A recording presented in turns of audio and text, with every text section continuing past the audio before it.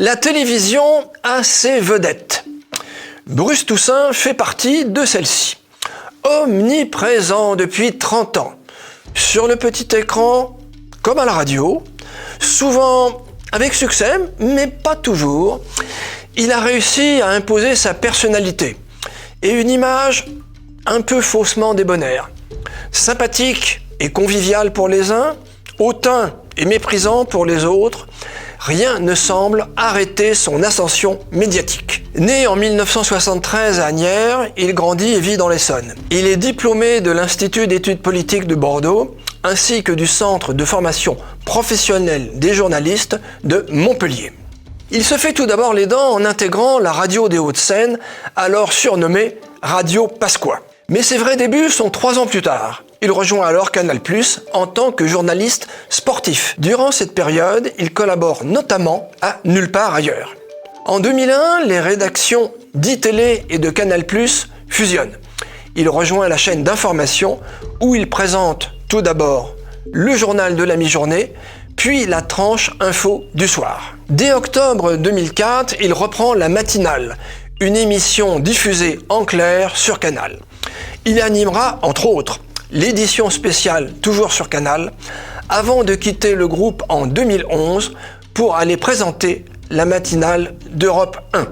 Au même moment, il lance un magazine sur France 2 intitulé « Un monde si jeune », si avec le chiffre 6, qui sera qualifié de catastrophe industrielle. À la rentrée, il est écarté de la matinale d'Europe 1 pour audience insuffisante.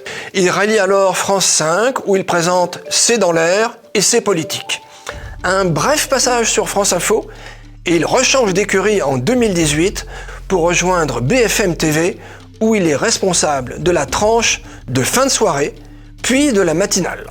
En octobre 2023, pour venir concurrencer Télématin sur France 2, il est choisi par TF1 pour incarner la première matinale de l'histoire récente de la première chaîne, la bien nommée Bonjour.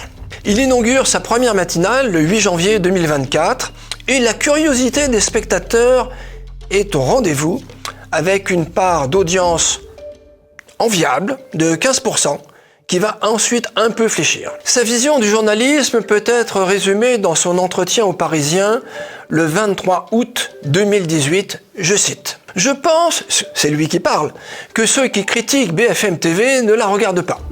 Le bashing des chaînes d'infos que j'ai déjà vécu à iTélé est injuste. On ne se rend pas compte de la prouesse accomplie pour faire 20 heures de direct et d'infos par jour.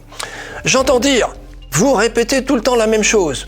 Oui, mais c'est un service que l'on rend à ceux qui regardent, qui restent quelques minutes et ensuite reviennent. Ce serait mal faire notre travail de ne pas répéter, parfois meubler, quand l'événement vient de se produire et qu'il faut attendre. Les gens ne comprendraient pas qu'on lâche l'antenne pour parler d'autre chose. » Fin de citation. Aux spectateurs de BFM TV et maintenant de TF1 de porter leur jugement.